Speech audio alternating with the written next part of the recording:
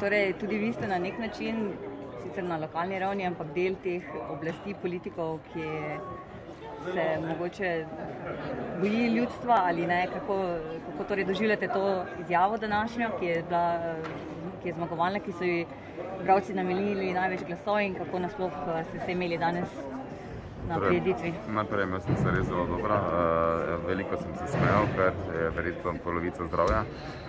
Glede na to, da si je Bob leta znan kot en taki ambiciozen in malo glamourozen ali pa vsaj dobri povezavi, dobre misli, pa vseeno neko veselje.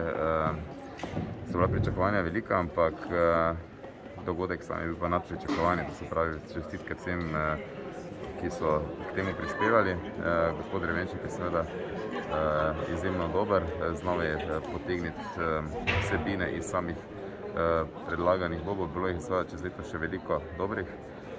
Tega razumem malo zdaj, verjetno v tem sam po sebi je močen, je pa tudi močno volilno leto in je fajn, da se malo zamislimo in se preštejemo. Kar se pa tiče samega dogodka, pa mislim, da je odličen, ker znižuje nivo stresa, vrnemo se spet lahko. Bili smo po 2 letih tukaj skupaj, kar je že samo po sebi dovolj in mislim, da prav nobenemu ne manjka zakuska, ker je že to, da smo bili sploh skupaj dovolj in bomo tako naprej.